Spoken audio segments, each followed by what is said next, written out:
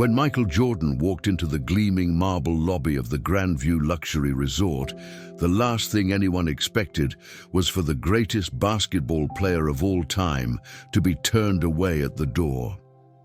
But sometimes the most powerful lessons come from the most unexpected moments. Comment where you're watching from today, because this story will remind you that respect should never be based on appearances alone. The Grandview Luxury Resort stood like a monument to opulence against the Chicago skyline, its towering glass facade reflecting the golden hues of the setting sun. Inside, the lobby stretched endlessly upward, adorned with crystal chandeliers that cast dancing shadows across imported Italian marble floors. The scent of fresh orchids mingled with the subtle fragrance of expensive leather furniture, while the gentle sound of a fountain provided an almost hypnotic backdrop to the quiet murmur of wealthy guests discussing their latest acquisitions and business ventures. This was a sanctuary for the elite, a place where politicians, CEOs, and celebrities sought refuge from the outside world. Every detail had been meticulously crafted to whisper exclusivity, from the gold-trimmed reception desk to the uniformed staff who moved with practiced precision, attending to guests whose names appeared regularly in Forbes magazine and Society pages. On this particular evening, the usual cast of characters occupied their familiar spaces throughout the lobby. Wealthy businessmen in tailored suits checked their Rolex watches while waiting for their dinner reservations, while their wives, draped in pearls and designer gowns, discussed their upcoming charity galas with the kind of casual indifference that only comes with generational wealth. The atmosphere hummed with the quiet confidence of people who had never been told no, never been denied access to anything their money could buy. Behind the mahogany reception desk stood Cole Harris, the evening shift manager, his crisp white shirt and burgundy tie perfectly pressed, his smile professionally trained but genuine in its intent to serve the hotel's distinguished clientele. Cole had worked at the Grandview for 3 years, climbing his way up from bellhop to his current position through dedication and an unwavering commitment to the hotel's standards of excellence. He took pride in recognizing every VIP guest, memorizing their preferences, and ensuring their stays exceeded expectations. Beside him, Brittany Case, the head concierge, reviewed the evening's reservations on her tablet, her auburn hair pulled back in an elegant chignon that complemented her navy blazer. Brittany had been with the hotel for 5 years and prided herself on maintaining the establishment's reputation for exclusivity. She knew the difference between old money and new money by the cut of a man's suit, could spot a social climber from across the lobby, and had developed an almost sixth sense for identifying those who truly belonged among the Grandview's elite clientele. The automatic glass doors whispered open, and a figure stepped into the lobby's golden glow.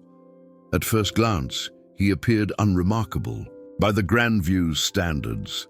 He wore simple dark jeans, well-fitted but clearly not designer, paired with a plain black pullover that looked comfortable rather than fashionable. His sneakers, while clean, bore the subtle signs of regular wear. There were no obvious luxury accessories, no flash of expensive jewelry, no designer briefcase or Italian leather shoes that typically announced a guest's financial status to the trained eyes of the hotel staff. But there was something else about this man that transcended his modest attire. He moved through the space with a quiet confidence that seemed to emanate from within, his shoulders straight, his gaze steady and calm. There was a presence about him that suggested someone accustomed to being in control, someone who had faced countless challenges and emerged victorious. His hands, large and strong, swung naturally at his sides as he approached the reception desk with the unhurried pace of someone who had learned that true power never needed to announce itself. Behind the desk, Brittany Case's perfectly manicured fingers paused over her tablet as she glanced up at the approaching figure, Her trained eye immediately began its assessment, cataloging details with the efficiency of someone whose job depended on making quick judgments about people's social and financial standing. The clothes were wrong, she noted. The shoes were definitely wrong. There was no driver trailing behind with designer luggage, no personal assistant rushing ahead to announce his arrival, no entourage of the type that typically accompanied the hotel's most important guests. Cole Harris looked up from his computer screen, his professional smile already in place, though his eyes also registered the same observations that had caught Brittany's attention. In his experience, the Grandview's legitimate guests arrived in certain ways, dressed in particular styles, and carried themselves with the specific type of confidence that came from knowing their place in society's upper echelons.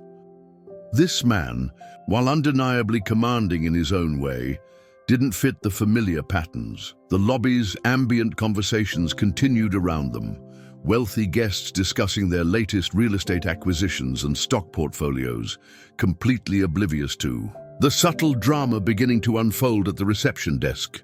A businessman named Alan Johnson was explaining to his dinner companion how he had just closed a multi-million-dollar merger, while nearby, Christopher Fletcher was arranging for his private jet to be ready for an early morning departure to the Hamptons. The world of the Grandview continued its predictable rhythm, a carefully orchestrated symphony of privilege and exclusivity.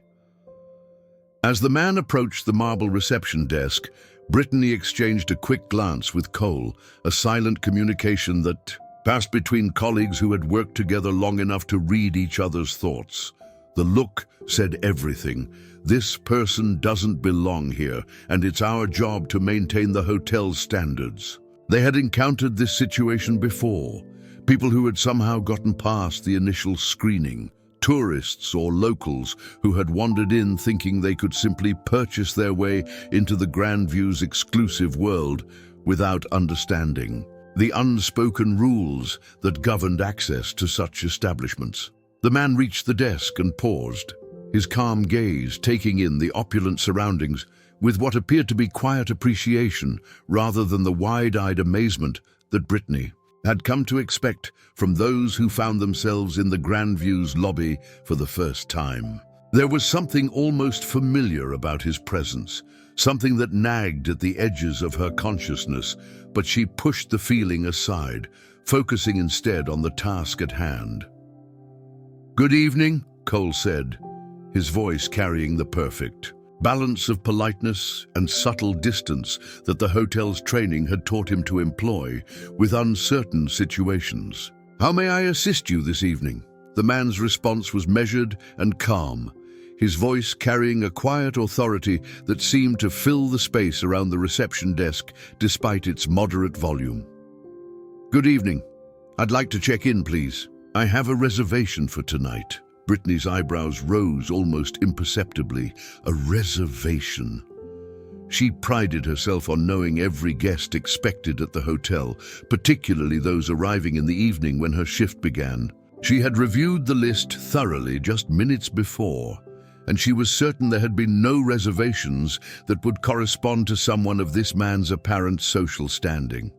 The evening's expected arrivals included a tech billionaire flying in from Silicon Valley, a European royal family member traveling with a full security detail, and a Hollywood producer known for his Oscar-winning films. None of those reservations would match the person standing before them.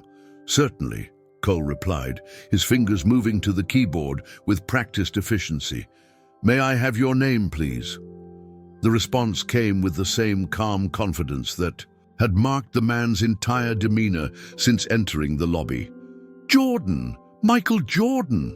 For a moment the words seemed to hang in the air between them, as if the universe itself was taking a pause to allow their significance to sink in. But Brittany Case, focused as she was on maintaining the hotel's standards and protecting its exclusive atmosphere, heard only another name to verify against their reservation system. Her mind was already formulating the polite but firm response that would guide this person toward establishments more suited to his apparent means. Cole's fingers continued their dance across the keyboard. Though his search was perfunctory at best, he was already preparing his own version of the gentle rejection that would preserve the hotel's reputation while avoiding any unnecessary confrontation. After all, they had handled similar situations dozens of times before, and the key was always to remain professional while being absolutely clear about the establishment's standards. The lobby continued its elegant ballet around them, the wealthy guests absorbed in their own conversations and concerns, unaware that they were witnessing the opening moments of an encounter that would challenge everything they thought they knew about respect, recognition, and the true meaning of greatness. The crystal chandeliers continued to cast their dancing shadows, the fountain continued its gentle murmur, and the marble floors continued to gleam under the golden light, all while the stage was being set for a confrontation that would reveal the difference between genuine excellence and mere pretension. Behind the reception desk, Brittany Case straightened her posture, preparing to deliver the kind of professionally courteous dismissal that had become second nature to her in her role as the guardian of the Grand View's exclusivity. She had no way of knowing that she was about to challenge not just any ordinary person, but a legend whose impact extended far beyond the basketball courts where he had earned his fame. The irony was palpable. In a hotel that prided itself on recognizing greatness and catering to the truly exceptional, the staff was about to turn away one of the most recognizable and accomplished figures in modern history. The tension in the air was subtle but unmistakable, like the moment before a storm when the atmosphere itself seems to hold its breath. What happened next would depend on how deeply the hotel staff's commitment to superficial judgments ran, and whether they possessed the wisdom to look beyond appearances to recognize true greatness when it stood quietly before them, asking for nothing more than the basic respect that every human being deserved. The stage was set, the players were in position, and the lesson that was about to unfold would resonate far beyond the marble walls of the Grandview Luxury Resort, touching on fundamental questions about how we judge others and what we truly value in our fellow human beings. Cole Harris's fingers paused momentarily over the keyboard as he processed the name that had just been spoken, Michael Jordan. The name certainly sounded familiar, stirring something in the back of his memory, but in the context of the Grandview's exclusive clientele, it didn't immediately connect to any of the profiles he had memorized during his 3 years at the hotel. His training had taught him to focus on the guests who mattered to the establishment's reputation: tech moguls, pharmaceutical executives, entertainment industry powerhouses, and old money families whose names appeared on buildings throughout the city. Brittany Case, meanwhile, had already made her assessment. Her experienced eye had catalogued every detail of the man standing before them, and nothing about his appearance suggested he belonged among the Grandview's typical clientele. She had seen this scenario play out countless times before. Someone would attempt to make a reservation online or through third-party booking sites, thinking they could simply purchase their way into the hotel's exclusive world without understanding the careful vetting process that typically preceded any legitimate booking. "I'm sorry, sir," Brittany interjected smoothly, her voice carrying the practiced politeness that concealed her firm resolve. "I'm not showing any reservation under that name for this evening. Perhaps you meant to book at one of our sister properties. The Grandview Express downtown offers excellent accommodations at a more accessible price point." The suggestion hung in the air like a carefully crafted insult, polite enough to avoid direct confrontation, but clear enough in its implications.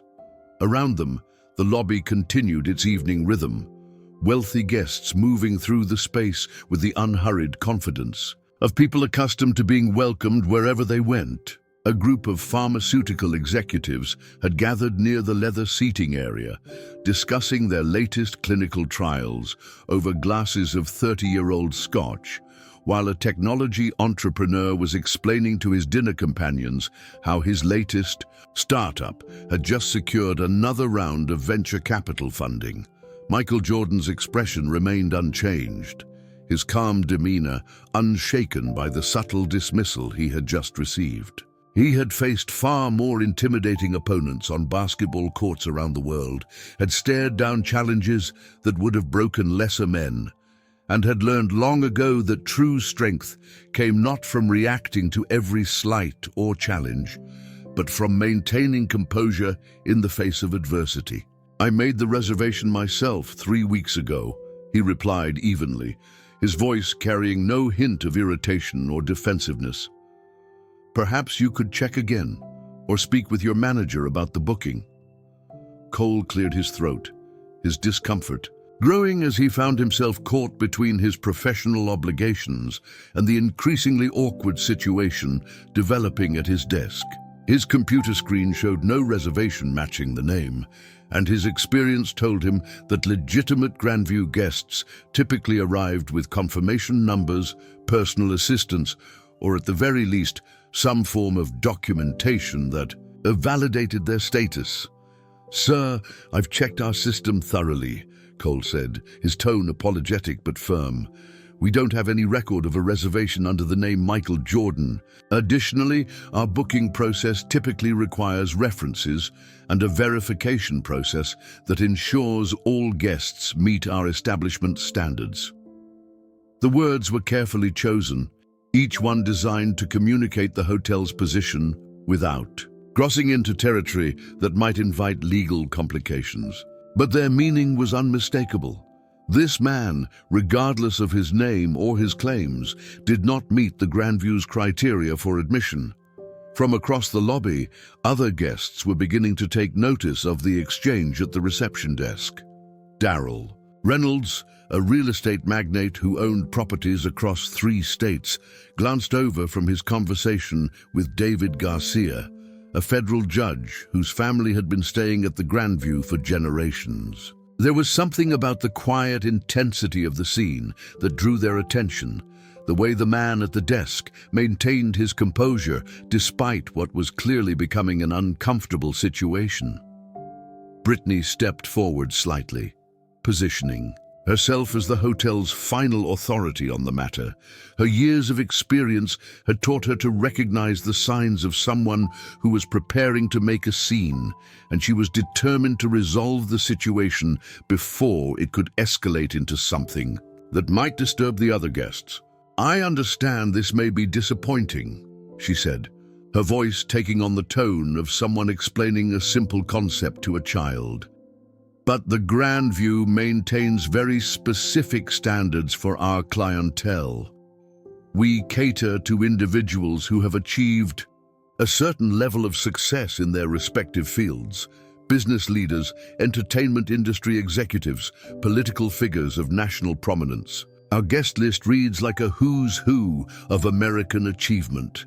The irony of her words was lost on her completely. She continued, warming to her theme as she delivered what she clearly believed was a reasonable explanation for the hotel's policies. "We're not simply a luxury hotel that anyone with sufficient funds can access," Brittany explained, her professional smile never wavering.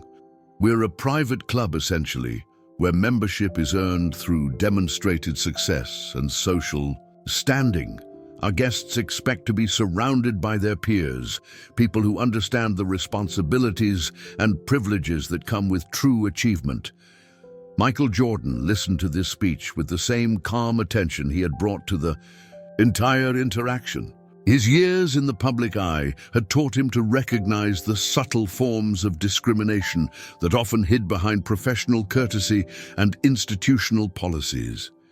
He had encountered gatekeepers before, people who made assumptions based on appearance, people who believed they had the authority to determine who belonged and who didn't. "I understand you have standards," he replied quietly. "I'm simply asking you to check your reservation system one more time, or perhaps contact your general manager to verify my booking." Cole Harris felt a bead of perspiration form on his forehead. The situation was becoming increasingly uncomfortable, and he could sense the attention of other guests focusing on their exchange. The last thing the hotel needed was a scene that might reflect poorly on their reputation for smooth, discreet service. "Sir, with all due respect," Cole said, his voice carrying a slight edge of frustration, "I've been working in hospitality for over 5 years, and I know our clientele. Mr. Edwards, our general manager, personally approves every reservation. For first-time guests, if you had a legitimate booking, there would be documentation, there would be a paper trail, and frankly, there would be advanced coordination with our security team." The mention of security was deliberate, a subtle escalation, designed to communicate that the hotel was prepared to take more direct action if the situation required it. Around the lobby, conversations had quieted slightly as more guests became aware of the exchange taking place at the reception desk. Dennis Porter, a pharmaceutical company CEO, leaned closer to his companion, Douglas Myers, a venture capitalist, who had made his fortune in early-stage technology investments. "Seems like someone's trying to talk their way into the grand view," Porter murmured, his voice carrying just enough volume to be heard by nearby guests. "Happens more often than you'd think," Myers replied with a dismissive shake of his head. "People see the photos online, think they can just walk in and demand service. They don't understand that places like this are built on exclusivity, on maintaining standards that separate them from ordinary establishments."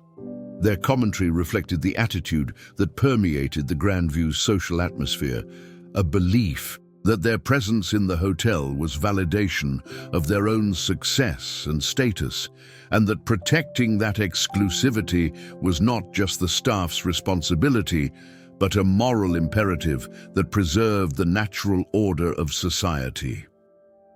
Brittany Case had heard enough. Her patience, professional though it was, had reached its limit, and she was ready to bring the situation to a close with the kind of firm resolution that would send a clear message while maintaining the hotel's reputation for handling difficult situations with grace. "Sir, I'm going to have to ask you to leave," she said, her voice carrying new authority. "If you're interested in making a legitimate reservation for some future date, I'd be happy to provide you with information about our application process. However, you cannot remain in the lobby without being a registered guest or having a confirmed reservation." The words cut through the air with surgical precision, professionally delivered but unmistakably final. Around them, the lobby had grown, noticeably quieter, other guests now openly watching the exchange with the kind of fascination that came from witnessing someone else's public embarrassment.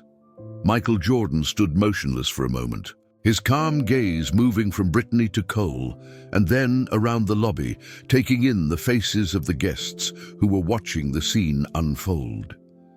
There was no anger in his expression, no indication that he was preparing to argue or make demands. Instead, there was something that looked almost like understanding, as if he had expected this outcome and was simply processing the confirmation of his expectations. "I see," he said quietly, his voice carrying across the now silent lobby with startling clarity. "So your policy is to judge people based on their appearance rather than their actual identity or achievements." The question hung in the air like a challenge, simple in its construction but profound in its implications. It was the kind of observation that forced people to confront the assumptions they had been making, the prejudices they had been carrying, and the values they claimed to uphold. But Brittany Case was too committed to her position to recognize the wisdom in his words. Instead, she saw only defiance, only someone who refused to accept the hotel's clearly stated policies and leave quietly. "Our policy is to maintain standards," she replied firmly. "Standards that ensure all our guests enjoy the exclusive experience they expect when they choose the Grandview." The stage was set for a revelation that would challenge everything the hotel staff and guests believed about success, recognition, and the true meaning of greatness. The lobby of the Grandview Luxury Resort had transformed into something resembling a theater, with wealthy guests positioned throughout the marble expanse, like an audience watching a drama unfold on stage. The usual evening conversations about stock portfolios and vacation homes had given way to hushed observations and knowing glances as the confrontation at the reception desk continued to escalate. Edwin Adams, a senior partner at one of Chicago's most prestigious law firms, had paused his discussion about upcoming Supreme Court cases to observe the exchange. Beside him, Elizabeth Thompson, whose family's pharmaceutical empire had made her one of the city's most influential philanthropists, sipped her champagne while watching with the detached interest of someone accustomed to observing social hierarchies being enforced. "Some people simply don't understand their place," Thompson murmured to Adams, her voice carrying the casual certainty of someone who had never questioned her own position in society's upper echelons. "The staff here does an excellent job of maintaining standards, even when it's uncomfortable." Adams nodded in agreement, his silver hair catching the light from the crystal chandeliers. "Exclusivity means nothing if you don't enforce it," he replied. "Anyone with enough money thinks they can buy their way into anything these days. They don't understand that true class isn't something you can purchase." Their commentary reflected the prevailing attitude throughout the lobby, where guests had come to view the Grandview not just as a hotel, but as a sanctuary that validated their own success by excluding those who hadn't achieved similar heights. The very fact that they had been admitted to this inner circle confirmed their worthiness, while the rejection of others reinforced the specialness of their own status. At the reception desk, Brittany Case felt a surge of confidence as she sensed the support of the watching guests. She had handled similar situations before, and experience had taught her that firmness and consistency were the keys to maintaining the hotel's reputation. The man standing before her might be persistent, but persistence without proper credentials was simply stubbornness, and stubbornness had no place in an establishment that prided itself on serving only the most accomplished individuals in society. "Sir, I need to ask you one final time to leave the premises," Brittany said, her voice carrying new authority as she prepared to escalate the situation to its inevitable conclusion. "If you refuse, I will have no choice but to contact security to escort you out." Cole Harris shifted uncomfortably beside her, his training warring with a growing sense that something about this situation didn't feel right. The man's composure was remarkable, unlike anything he had encountered in previous confrontations with people who had attempted to gain unauthorized access to the hotel. There was no desperation in his demeanor, no anger, no pleading, just a calm certainty that seemed almost unsettling in its consistency. Michael Jordan remained perfectly still, his gaze moving slowly around the lobby as he took in the faces of the guests who were watching his humiliation with varying degrees of interest and amusement. He had faced hostile crowds before, had played in arenas where tens of thousands of people had screamed for his failure, but there was something particularly stark about this quiet rejection, this polite but absolute dismissal of his worth based solely on superficial judgments. "Before you call security," he said, his voice cutting through the lobby's hushed atmosphere with startling clarity, "perhaps you might want to reconsider who you're asking to leave." The words carried no threat, no hint of intimidation or anger. Instead, they were delivered with the quiet confidence of someone who possessed information that others lacked, someone who understood the full scope of a situation that others were seeing only in fragments. Emily Bender, a technology executive whose software company had revolutionized online retail, leaned forward in her leather armchair, her interest piqued by the man's unwavering composure. There was something familiar about him, something that nagged at the edges of her memory like a half-remembered song. She found herself studying his profile, the set of his shoulders, the way he carried himself with an athlete's grace, even while standing perfectly still. There's something about him, she whispered to her companion Eric Burgess, a hedge fund manager whose investment strategies had made him wealthy beyond most people's dreams. "I can't quite place it, but he seems familiar somehow." Burgess glanced over dismissively. "Probably thinks he's some kind of local celebrity," he replied with a chuckle. "You know how it is. Every neighborhood has someone who thinks they're more important than they actually are. The staff here sees it all the time." But Emily's attention remained fixed on the man at the reception desk. Something about his bearing, his quiet dignity in the face of such public dismissal, struck her as genuinely extraordinary. She had spent years in corporate boardrooms, had learned to recognize the difference between genuine confidence and mere bluster, and what she was witnessing didn't fit the pattern of someone who was simply trying to talk their way into exclusive surroundings.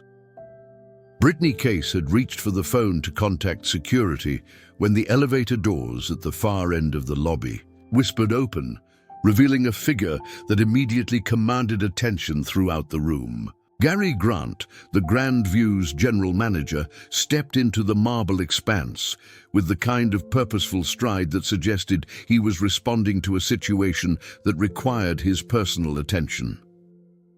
Grant had built his career on his ability to manage the complex social dynamics that governed luxury hospitality. He understood that the Grandview's success depended not just on providing exceptional service, but on maintaining the delicate balance between exclusivity and accessibility that kept their elite clientele satisfied while avoiding the kind of public relations disasters that could damage the hotel's reputation. As he approached the reception desk, Grant's experienced eye immediately assessed the situation.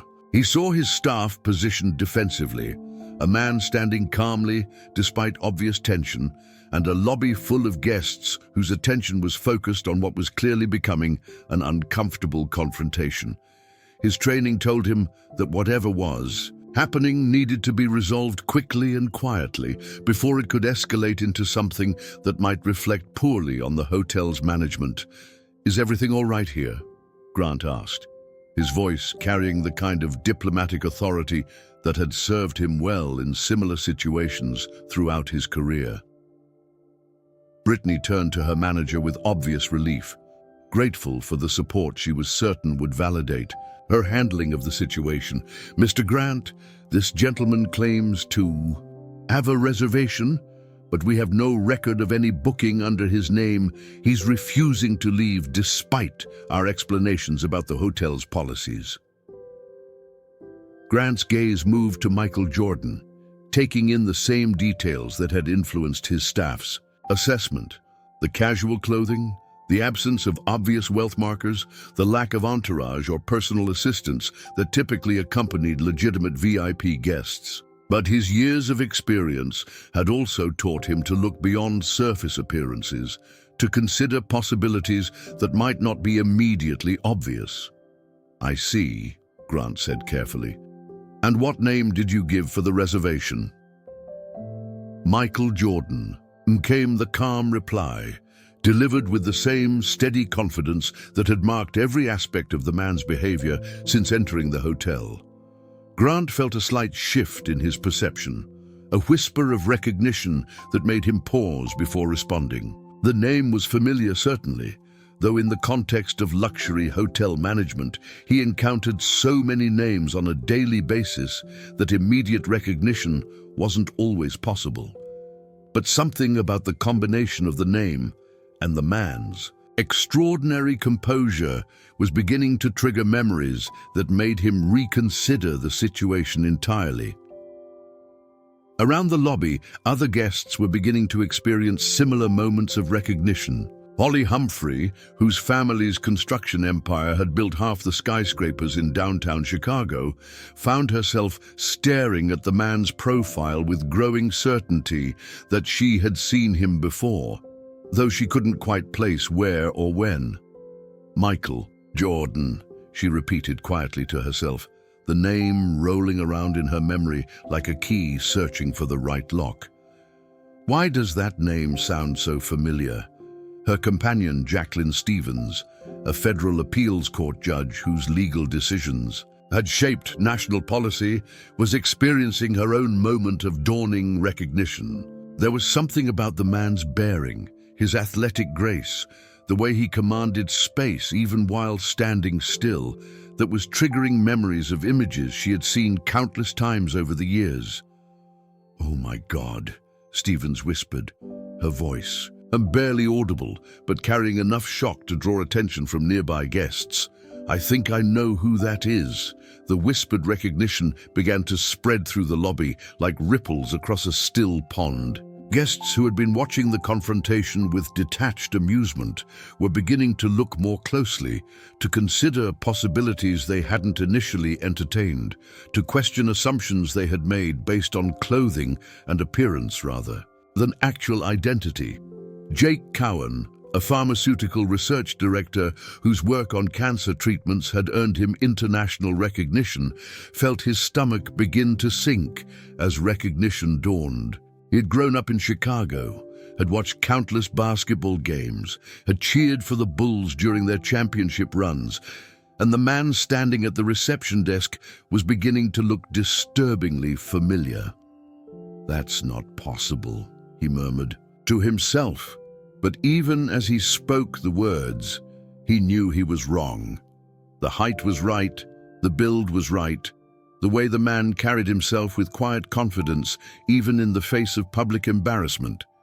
It all fit a pattern that Cowan had seen thousands of times before, though never in a context quite like this.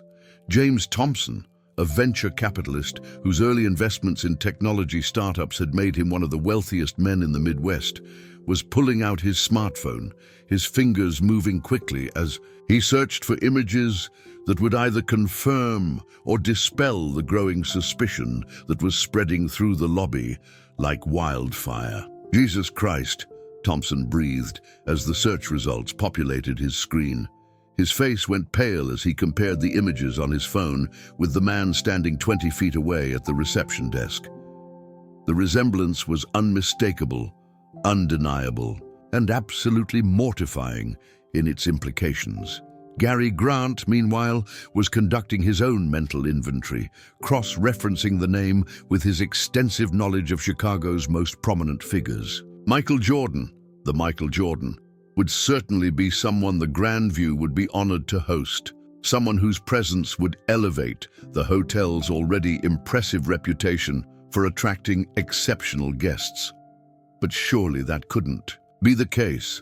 Surely someone of that stature would have arrived with proper documentation, with advanced coordination, with the kind of fanfare that typically accompanied visits from figures of international prominence. Surely the greatest basketball player of all time wouldn't simply walk into a hotel lobby dressed like an ordinary person and expect to be recognized based solely on his name and appearance.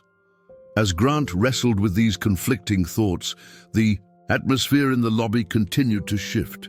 What had begun as a simple case of unauthorized access was transforming into something far more complex and potentially catastrophic for everyone involved.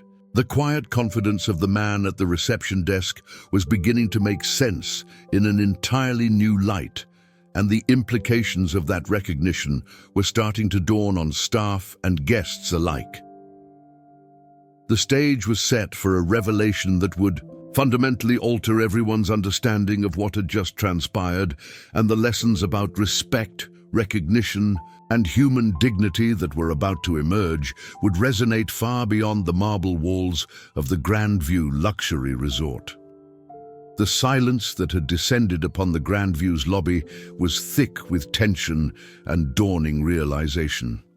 Gary Grant stood frozen between his staff and the man they had been attempting to eject, his mind racing through the implications of what was beginning to seem like a catastrophic mistake. Around the marble expanse, wealthy guests were pulling out their smartphones, fingers trembling slightly as they searched for confirmation of what their memories were beginning to tell them.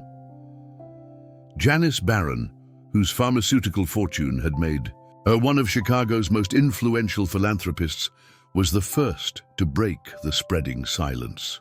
Her voice, usually commanding in boardrooms and charity galas, came out as barely more than a whisper as she stared at her phone screen in horror. "That's him," she said, her words carrying across the suddenly quiet lobby with devastating clarity. "That's actually Michael Jordan." The confirmation hit the assembled guests like a physical blow. Faces that had moments before shown smug satisfaction at watching someone being put in their place now registered shock, embarrassment, and the dawning realization that they had just witnessed something that would haunt the Grandview's reputation. For years to come, Jason Robles, a technology executive whose artificial intelligence company had revolutionized medical diagnostics, felt his stomach drop as he processed the magnitude of what had just occurred.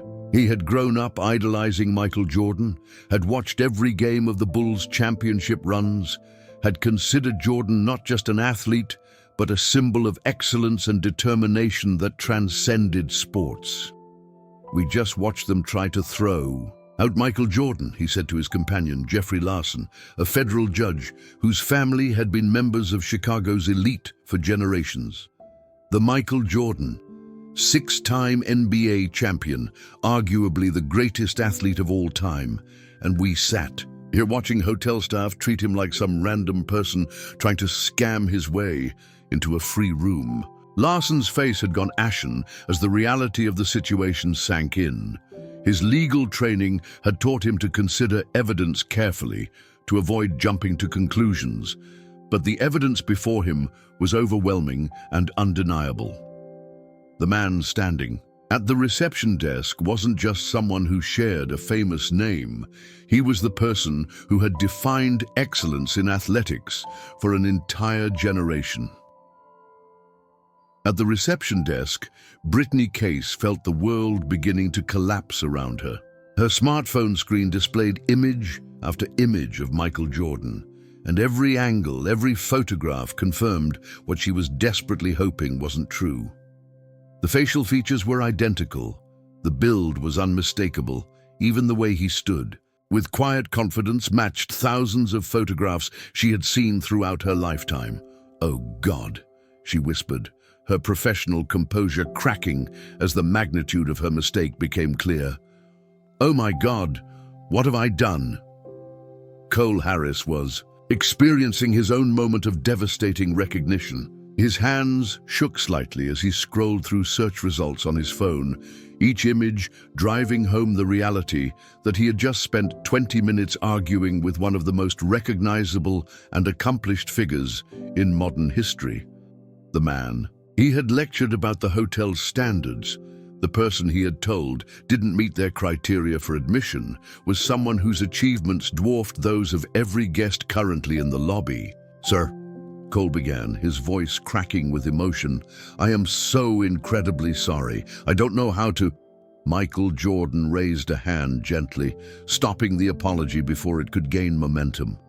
His expression remained calm, showing no hint of triumph or vindication, no satisfaction at watching his tormentors squirm in their embarrassment. Instead, there was something that looked almost like compassion, as if he understood that the people before him were experiencing a profound moment of reckoning with their own prejudices and assumptions. "Before you apologize," Jordan said quietly, his voice carrying across the now silent lobby with startling clarity, "I want you to think about something. I want everyone here to think about something." The assembled guests leaned forward unconsciously, drawn by the quiet authority in his voice. This was the same presence that had commanded basketball courts around the world, that had inspired teammates and intimidated opponents, that had elevated every game he played into something approaching art. How many people do you think walk through those doors every day who have something valuable to offer, something important to contribute, but who get turned away because they don't look the part you expect them to play? Jordan continued, his gaze moving around the lobby to take in the faces of everyone who had witnessed the confrontation. Jennifer Brown, a pharmaceutical research director whose work on diabetes treatments had saved countless lives, felt tears beginning to form in her eyes as the implications of his words sank in. She thought about her own journey, the times she'd been underestimated because of her gender, the meetings where her ideas had been dismissed until a male colleague repeated them and received credit. "I've been fortunate," Jordan said, his voice maintaining that same calm authority. "My achievements in basketball gave me a platform, gave me recognition that transcends the kinds of superficial judgments that were just applied to me. But what about the brilliant scientist who dresses modestly? What about the innovative entrepreneur who hasn't yet achieved financial success? What about the teacher whose impact on young lives will resonate for generations, but who will never have a net worth that impresses hotel staff?" Jennifer Kelly, a venture capitalist whose early investments in clean energy had revolutionized the industry, found herself thinking about the countless pitches she had heard over the years, the brilliant minds she had encountered who might have been dismissed by others based on age, appearance, or background. Jordan's words were forcing her to confront uncomfortable truths about the ways society measured worth and value. Gary Grant felt as though he was experiencing a masterclass in leadership and human dignity. Despite having every right to be angry, despite having been publicly humiliated by his staff, Jordan was using the moment to teach rather than to punish, to illuminate rather than to destroy. "The reservation system you checked," Jordan continued, addressing Grant directly, "will show that I booked a suite 3 weeks ago under my own name, using my own credit card, following exactly the same process as any other guest. The difference is that I chose to dress comfortably for travel, rather than wearing a designer suit that would announce my financial status to anyone who saw me." Grant's hands moved quickly to the computer terminal, his fingers flying across the keyboard as he searched the reservation system with renewed focus. Within seconds, he found what he was looking for: a booking for the presidential suite under the name Michael Jordan, complete with credit card authorization, special requests for privacy, and notes indicating that the guest preferred minimal fanfare during his stay. "Here it is," Grant said, his voice thick with embarrassment and regret. "Presidential suite, 3 nights, all confirmed and paid for in advance. I don't understand how my staff missed this." Brittany Case closed her eyes, knowing exactly how they had missed it. They had seen what they expected to see, had made assumptions based on appearance, rather than checking their systems thoroughly. Their prejudices had blinded them to the obvious, had caused them to dismiss evidence in favor of preconceived notions about who belonged in their establishment. "The young woman asked me about my achievements," Jordan said, his gaze moving to Brittany with something that looked almost like sympathy. "She told me that your hotel serves people who have accomplished something meaningful in their respective fields." I thought about sharing some of my background: 6 NBA championships, 5 MVP awards, 14 All-Star appearances, 2 Olympic gold medals, a successful business empire that includes ownership of an NBA franchise. The litany of achievements hung in the air like an indictment of everything that had just transpired. Justin Murphy, a pharmaceutical executive whose company had developed breakthrough treatments for rare diseases, felt the magnitude of the situation crushing down on him. They had just witnessed someone lecture Michael Jordan about achievement and success, someone whose accomplishments in athletics and business were legendary throughout the world. "But then I realized," Jordan continued, "that listing my achievements shouldn't be necessary for basic human respect. Every person who walks through those doors deserves to be treated with dignity, regardless of how they're dressed, regardless of whether their face is familiar, regardless of whether their bank account meets your expectations." Catherine Robinson, a federal appeals court judge whose legal decisions had shaped national policy on civil rights, found herself thinking about the deeper implications of what they had all witnessed. This wasn't just about one man being mistreated. by hotel staff. It was about the systemic ways that society judged worth based on superficial characteristics rather than character or contribution. "I could demand to speak with the owner," Jordan said, his voice maintaining that same calm authority. "I could threaten to share this experience with the media, could promise that your hotel's reputation would suffer consequences for the way I was treated, but that would miss the point entirely." Kenneth Schaffer, a technology entrepreneur whose innovations in renewable energy had revolutionized the industry, realized that Jordan was offering everyone in the lobby, staff and guests alike, an opportunity for growth and reflection, rather than simply seeking revenge or vindication. "The point is that respect shouldn't depend on recognition," Jordan concluded.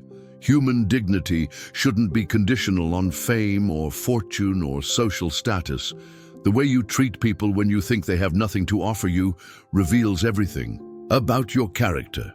The lobby remained silent as his words settled over the assembled group like a blanket of profound truth. Guests who had spent their entire lives believing that their wealth and status entitled them to special treatment were being forced to confront the possibility that their success had blinded them to more fundamental values.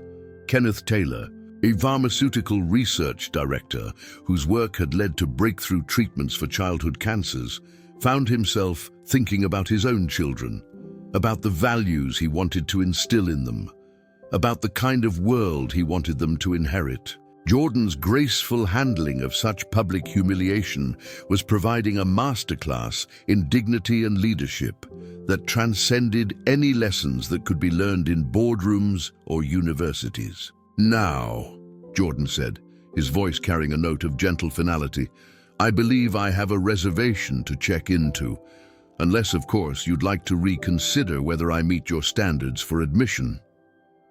The question contained no malice, no sarcasm, just a quiet invitation for everyone present to reflect on what they had learned and how they might choose to behave differently in the future.